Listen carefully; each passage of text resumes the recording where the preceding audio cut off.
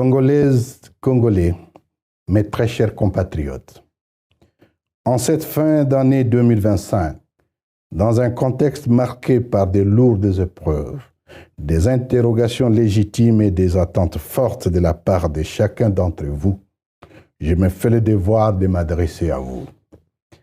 Avant toute chose, je rends hommage à nos compagnons de la Révolution et frères d'armes tombés sur le champ d'honneur. Leur sacrifice suprême n'est pas vain. Il constitue le ferment de notre lutte et la flamme qui éclaire notre marche vers la liberté. De manière spécifique, je rends un vibrant hommage à l'armée révolutionnaire congolaise pour le sacrifice et le professionnalisme dont elle fait preuve. Votre engagement sans faille et votre détermination inébranlable face à l'adversité constituent un rempart pour le peuple congolais.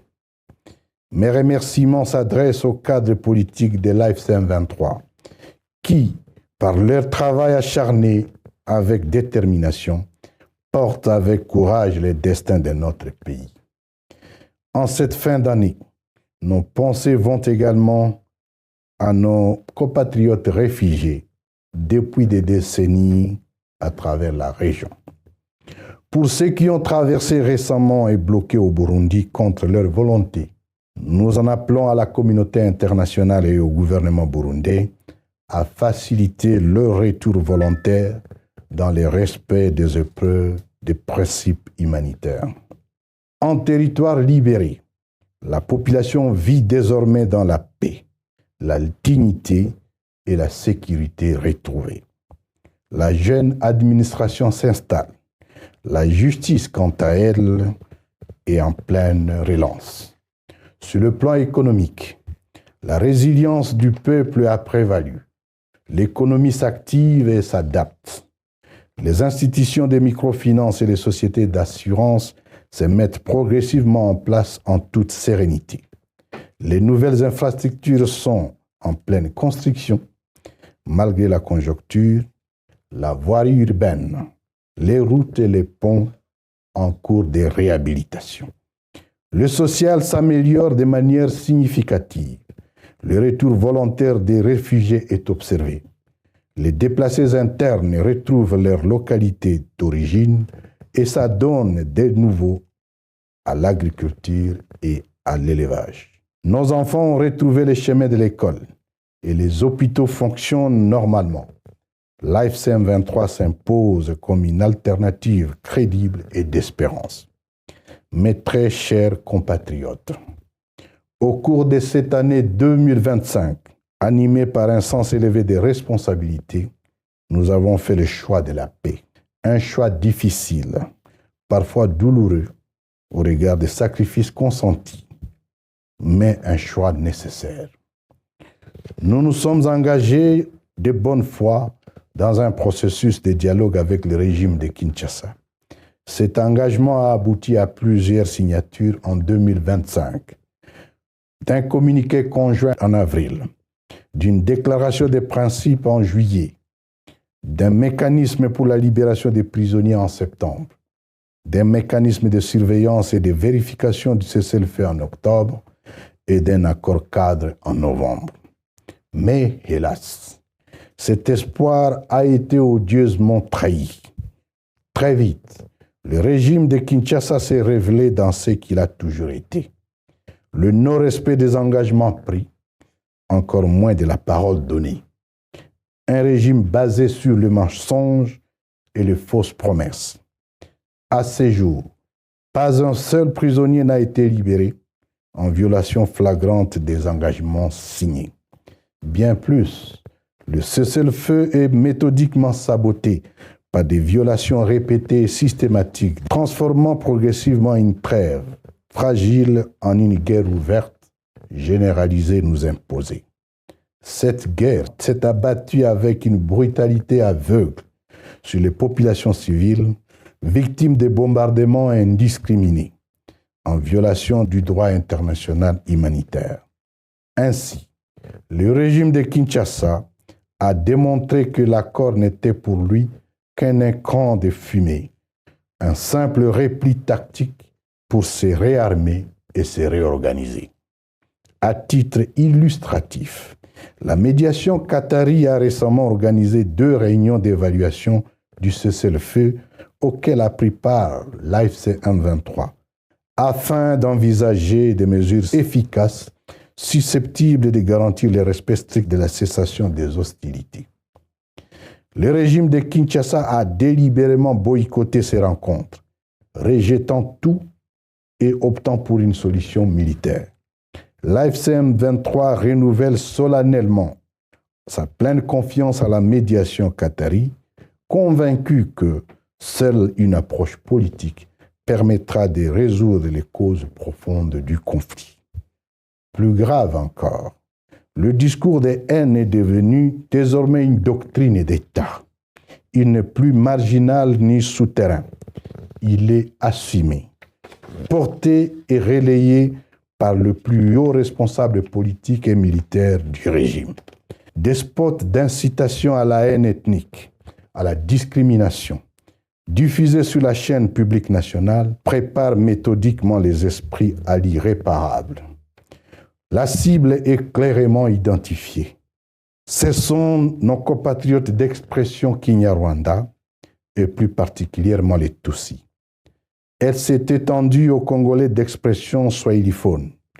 Ces compatriotes qualifiés d'ennemis de l'intérieur, à raison de leur faciès, de leur langue, de leur ethnie, ont été sauvagement massacrés, parfois même cannibalisés, sous les regards indifférents, voire complices d'une communauté nationale et internationale muette.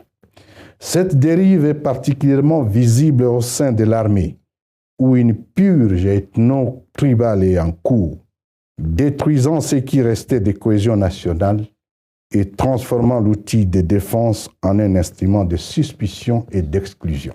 Le nombre d'officiers arrêtés arbitrairement ou assassinés, celui d'exilés politiques, sans compter ses compatriotes obligés de vivre dans la clandestinité, a atteint une proportion choquante et dramatique. Le régime de Kinshasa s'est imposé comme le plus grand diviseur commun. Au lieu de rassembler, il a clivé. Au lieu de protéger, il a abandonné. Au lieu d'unir, il a inoculé le venin de la division entre Congolais.